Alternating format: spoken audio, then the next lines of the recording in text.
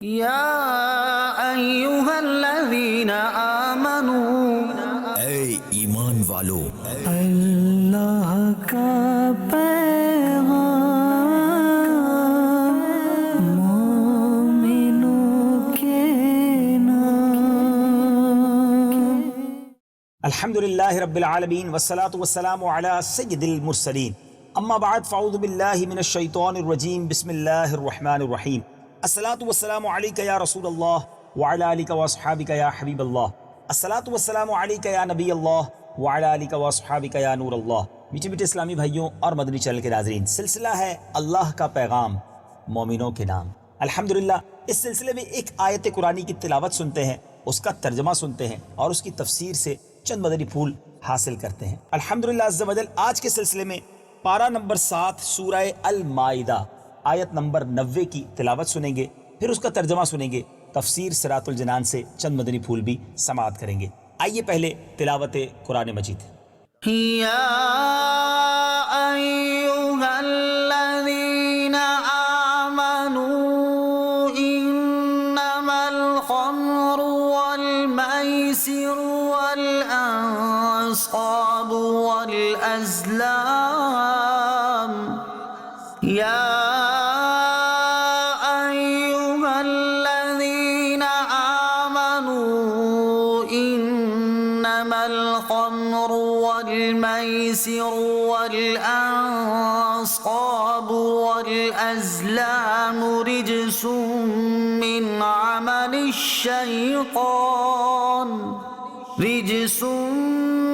عمل الشیطان فاجتنبوه لعلکم تفلحون۔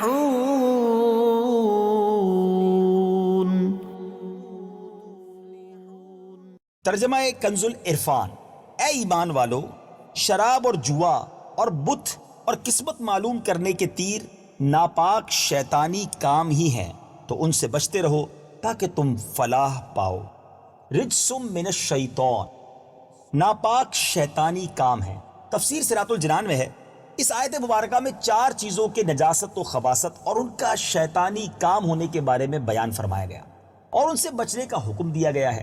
وہ 4 چیزیں کون سی ہیں؟ نمبر 1 شراب، نمبر 2 جوا، نمبر 3 انصاب یعنی بت، اور نمبر 4 ازلام یعنی پاسے ڈالنا۔ ان چاروں چیزوں کی مختصر تفصیل سماعت کیجیے۔ نمبر 1 شراب۔ صدر الشریعہ مفتی امجد علی اعظمی علیہ رحمۃ اللہ القوی فرماتے ہیں شراب پینا حرام ہے اور اس کی وجہ سے بہت سے گناہ پیدا ہوتے ہیں، لہٰذا اگر اس کو معاصی یعنی گناہوں اور بے حیائیوں کی اصل کہا جائے تو بجا ہے۔ حضرت معاذ رضی اللہ تعالیٰ عنہ سے روایت ہے، نبی پاک صلی اللہ تعالیٰ علیہ وسلم نے ارشاد فرمایا شراب ہرگز نہ پیو کہ یہ ہر بدکاری کی اصل ہے۔ اللہ اکبر۔ شراب پینے کی چند وعیدیں بھی سن لیں۔ اللہ کرے کہ آج کے سلسلہ سن کر ہمارے دلوں میں مزید شراب سے نفرت پیدا ہو، اور خدا نہ خواستہ اگر کوئی ایسا ہمارا بھائی مدنی چینل کے ناظر میں سے ہو کہ جو اس بری آفت میں مبتلا ہے تو آج وہ سچی توبہ کر لے۔ حضرت انس رضی اللہ تعالیٰ عنہ فرماتے ہیں حضور اقدس صلی اللہ تعالیٰ علیہ وسلم نے شراب کے بارے میں 10 شخصوں پر لعنت فرمائی۔ نمبر 1 شراب بنانے والے پر، نمبر 2 شراب بنوانے والے پر، نمبر 3 شراب پینے والے پر، نمبر 4 شراب اٹھانے والے پر، نمبر 5 جس کے پاس شراب اٹھا کر لائی گئی اس پر، نمبر 6 شراب پلانے والے پر، نمبر 7 شراب بیچنے والے پر، نمبر 8 شراب کی قیمت کھانے والے پر، نمبر 9 شراب خریدنے والے پر، اور نمبر 10 جس کے لیے شراب خریدی گئی اس پر۔ اللہ اکبر۔ اندازہ ہو گیا ہوگا ہر قسم کے شراب کے معاملے میں انوالو ہونے والے، ملوث ہونے والے شخص پر گویا لعنت اللہ کی گئی ہے۔ کیوں نہ ہم اس سے توبہ کریں، اس سے دور رہیں۔ اللہ کے حبیب علیہ الصلوۃ والسلام ایک اور جگہ ارشاد فرماتے ہیں، ابن ماجہ کی حدیث ہے، میری امت کے کچھ لوگ شراب پئیں گے اور اس کا نام بدل کر کچھ اور رکھیں گے، ان کے سروں پر باجے بجائے جائیں گے اور گانے والیاں گائیں گی، اللہ تعالیٰ انہیں زمین میں دھسا دے گا اور ان میں سے کچھ لوگوں کو بندر اور سور بنا دے گا۔ ذرا سوچئے مدنی چینل کے ناظرین، شراب حرام ہونے کا 10 انداز میں بیان اس آیت میں، اور اس کے بعد والی آیت میں شراب کے حرام ہونے کو 10 انداز میں بیان کیا گیا۔ نمبر 1 شراب کو جوئے کے ساتھ ملایا گیا ہے، نمبر 2 بتوں کے ساتھ ملایا گیا ہے، نمبر 3 شراب کو ناپاک قرار دیا ہے، نمبر 4 شیطانی کام قرار دیا ہے، نمبر 5 اس سے بچنے کا حکم دیا ہے، نمبر 6 کامیابی کا مدار اس سے بچنے پر رکھا گیا ہے۔ نمبر 7 شراب کو عداوت اور بغض کا سبب قرار دیا ہے۔ نمبر 8 اور 9 شراب کو ذکر اللہ اور نماز سے روکنے والی چیز فرمایا ہے، اور نمبر 10 اس سے باز رہنے کا تاکیدی حکم دیا گیا ہے۔ شراب نوشی کے نتائج۔ یہاں ہم شراب نوشی کے چند وہ نتائج ذکر کرتے ہیں جو پوری دنیا میں نظر آ رہے ہیں، تاکہ مسلمان ان سے عبرت حاصل کریں، اور جو مسلمان شراب نوشی میں مبتلا ہیں وہ اپنے اس برے عمل سے باز آ جائیں۔ نمبر 1 شراب نوشی کی وجہ سے کروڑوں افراد مختلف مہلک اور خطرناک امراض کا شکار ہو رہے ہیں۔ نمبر 2 لاکھوں افراد شراب نوشی کی وجہ سے ہلاک ہو رہے ہیں۔ زیادہ تر سڑک پر حادثات شراب پی کر گاڑی چلانے کی وجہ سے ہو رہے ہیں۔ نمبر 4 ہزاروں افراد شرابیوں کے ہاتھوں بے قصور قتل و غارت گری کا نشانہ بن رہے ہیں۔ نمبر 5 لاکھوں عورتیں شرابی شوہروں کے ظلم و ستم کا نشانہ بن رہی ہیں۔ نمبر 6 لاکھوں عورتیں شرابی مردوں کی طرف سے جنسی حملوں کا شکار ہو رہی ہیں۔ نمبر 7 والدین کی شراب نوشی کی وجہ سے زندگی کی توانائیوں سے عاری اور مختلف امراض میں مبتلا بچے پیدا ہو رہے ہیں۔ نمبر 8 لاکھوں بچے شرابی والدین کی وجہ سے یتیمی اور اسیری کی زندگی بسر کرنے پر مجبور ہیں۔ نمبر 9 شرابی شخص کے گھر والے اور اہل و عیال اس کی ہمدردی اور پیار و محبت سے محروم رہتے ہیں۔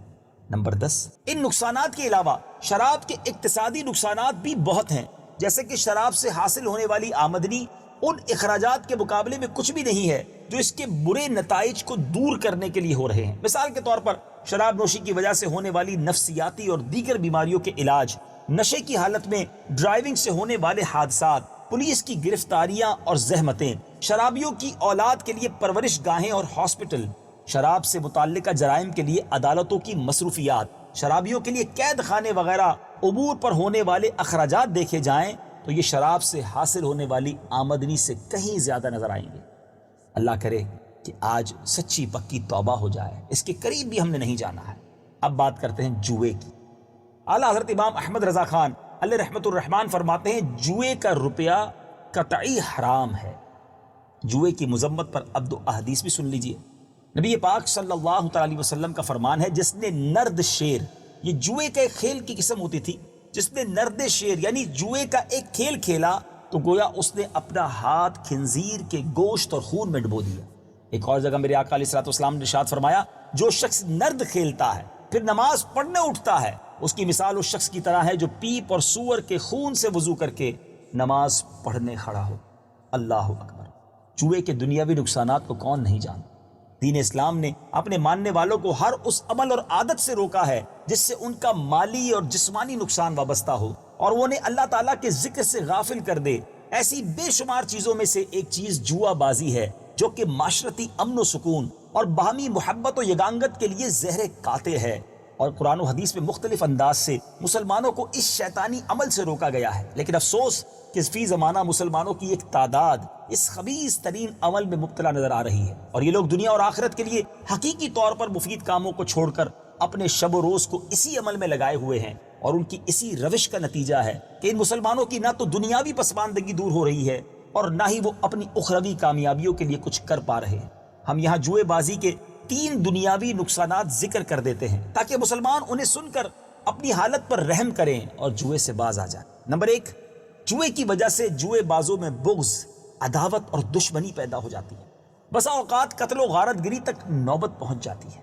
نمبر 2 جوئے بازی کی وجہ سے مالدار انسان لمحوں میں غربت و افلاس کا شکار ہو جاتا ہے، خوشحال گھر بدحالی کا نظارہ پیش کرنے لگتے ہیں، اچھا خاصا آدمی کھانے پینے تک کا محتاج ہو کر رہ جاتا ہے، معاشرے میں اس کا بنا ہوا وقار ختم ہو جاتا ہے اور سماج میں اس کی کوئی قدر و قیمت اور عزت باقی نہیں رہتی۔ نمبر 3 جوئے باز نفع کے لالچ میں بکثرت قرض لینے اور کبھی کبھی سودی قرض لینے پر بھی مجبور ہو جاتا ہے، اور جب وہ قرض ادا نہیں کر پاتا یا اسے قرض نہیں ملتا تو وہ ڈاکہ زنی اور چوری وغیرہ میں مبتلا ہو جاتا ہے، حتیٰ کہ جوئے باز چاروں جانب سے مصیبتوں میں ایسا گھر جاتا ہے کہ بالآخر وہ خودکشی کرنے پر مجبور ہو جاتا ہے۔ اللہ تعالیٰ مسلمانوں کو ہدایت عطا فرمائے اور انہیں اس شیطانی عمل سے بچنے کی توفیق عطا فرمائے۔ اب وہ تیسری چیز جس کی مذمت اس آیت کریمہ میں بیان کی گئی، انصاب۔ حضرت عبداللہ ابن عباس رضی اللہ تعالیٰ عنہ سے مروی ہے کہ اس سے مراد وہ پتھر ہیں جن کے پاس کفار اپنے جانور ذبح کرتے تھے۔ امام عبداللہ بن احمد نصفی رحمۃ اللہ تعالی فرماتے ہیں اس سے مراد بت ہیں کیونکہ انہیں نصب کر کے ان کی پوجا کی جاتی ہے۔ علامہ ابو حیان محمد بن یوسف اندلسی رحمۃ اللہ تعالی علیہ فرماتے ہیں اگر انصاف سے مراد وہ پتھر ہوں جن کے پاس کفار اپنے جانور ذبح یا نہر کرتے تھے تو ان پتھروں کو ناپاک اس لیے کہا گیا تاکہ کمزور ایمان والے مسلمانوں کے دلوں میں اگر ان کی کوئی عظمت باقی ہے تو وہ بھی نکل جائے، اور اگر انصاف سے مراد وہ بت ہوں جن کی اللہ تعالیٰ کے علاوہ عبادت کی جاتی ہے، ان کے پاس جانور ذبح کیے جاتے ہوں یا نہیں، تو انہیں ناپاک اس لیے کہا گیا تاکہ سب پر اچھی طرح واضح ہو جائے کہ جس طرح اصنام سے بچنا واجب ہے اسی طرح انصاب سے بچنا بھی واجب ہے۔ اب وہ چوتھی چیز جس کا اس آیت کریمہ میں ذکر ہوا مذمت کی گئی، نمبر 4 ازلام۔ زمانہ جاہلیت میں کفار نے 3 تیر بنائے ہوئے تھے، ان میں سے ایک پر لکھا تھا ہاں، دوسرے پر لکھا تھا نہیں اور تیسرا خالی تھا۔ وہ لوگ ان تیروں کی بہت تعظیم کرتے تھے اور یہ تیر کاہنوں کے پاس ہوتے تھے اور کعبہ معظمہ میں کفار قریش کے پاس ہوتے تھے۔ جب انہیں کوئی سفر یا اہم کام درپیش ہوتا تو وہ ان تیروں سے پانسے ڈالتے، جو ان پر لکھا ہوتا اس کے مطابق عمل کرتے تھے۔ پرندوں سے اور وحشی جانوروں سے برا شگون لینا اور کتابوں سے فال نکالنا وغیرہ بھی اسی میں داخل ہے۔ کاہنوں اور نجومیوں کے پاس جانے کی مذمت، احادیث میں کاہنوں اور نجومیوں کے پاس جانے کی شدید مذمت کی گئی ہے۔ ان میں سے 3 احادیث سماعت کیجیے۔ نمبر 1 حضرت ابو ہریرہ رضی اللہ تعالیٰ عنہ سے روایت ہے، سرکار دو عالم صلی اللہ تعالی علیہ وسلم نے ارشاد فرمایا، جو کسی نجومی یا کاہن کے پاس گیا اور اس کے قول کی تصدیق کی تو گویا اس نے اس کا انکار کیا جو حضرت محمد صلی اللہ تعالی علیہ وسلم پر نازل کیا گیا۔ نمبر 2 سرور عالم علیہ الصلوۃ والسلام نے ارشاد فرمایا، جو کاہن کے پاس آیا اور اس سے کسی چیز کے بارے میں پوچھا تو 40 راتوں تک اس کی توبہ روک دی جاتی ہے، اور اگر اس نے اس کی تصدیق کی تو کفر کیا۔ استغفر اللہ۔